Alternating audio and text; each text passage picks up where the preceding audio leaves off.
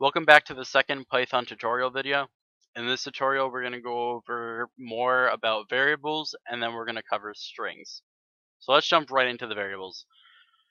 So when naming a variable, you want the name to be short and sweet, so it's not too long.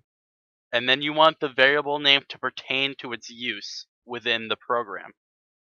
So for example, if you're making a program about a classroom and you need to have a variable that holds the number of students, then you can name it num students and say there's 20 students in the classroom. So we just assigned 20 to the assignment operator into the num students variable. Now I want you to pay close attention because this is very important that you're going to use for the rest of your programming career of how I named this variable. I started out with a lowercase and then shortened number to num. And then I started students with an uppercase and ended students. To any English person or anybody that has nothing to do with programming, they can tell that this probably means the number of students if they were to look at this. When naming a variable, you also want to use a thing called camel casing. So you want to start off with a lowercase and then go uppercase, and then in between words start with an uppercase. So say num students are cool.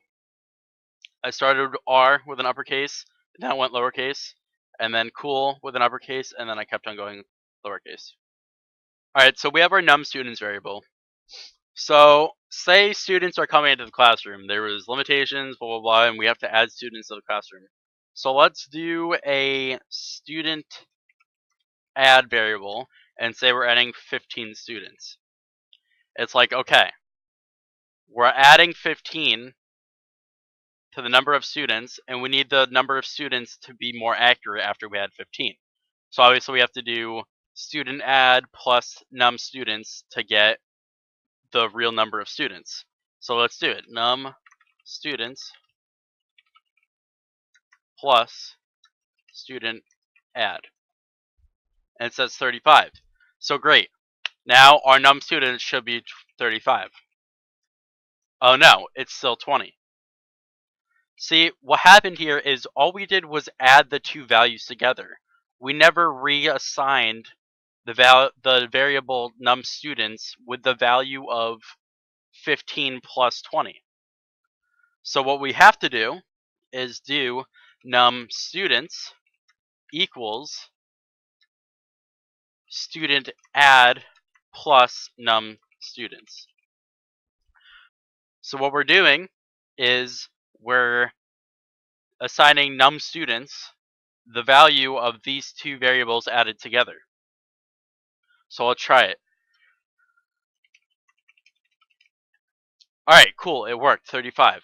It added 20 over here, this was 20, and then I added 15 over here, and then it assigned it to num students because we're adding 15 to the current number of students, and then we got 35.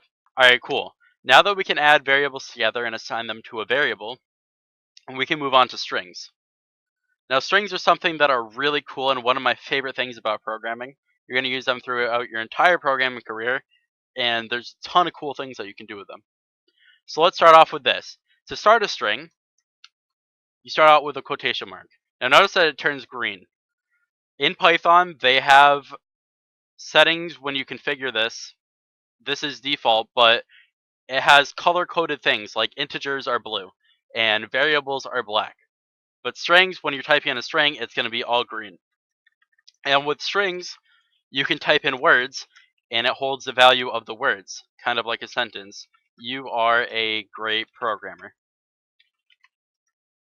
And it reads it back at us. But we can also save strings to variables. So prog message, programming message, equals you are a great programmer. And then we can type and we can print out prog message, you are a great programmer.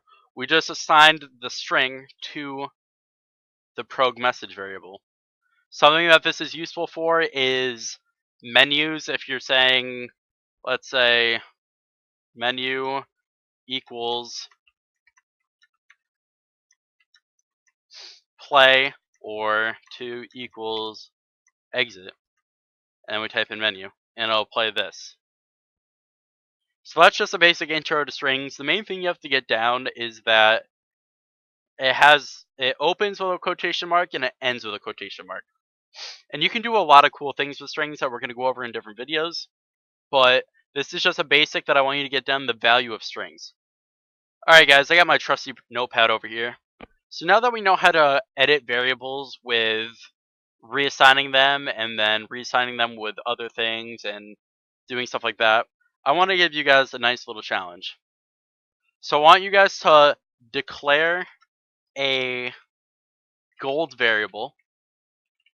So I want you to make a gold variable, assign it the value of 50, and then print out that you were robbed of 20 gold. Subtract 20 gold and assign it to the gold variable, and then print gold. So this is your challenge question. So what I want you guys to do is make a gold variable. I want you to assign it the value of 50, and then I want you guys to print out using a string that you were robbed of 20 gold to tell the user that they were robbed, and then subtract 20 from the gold variable and make sure that you assign it to the gold variable again so it's updated, and then print out how much gold you have left. Thank you guys, and stay tuned for the next video.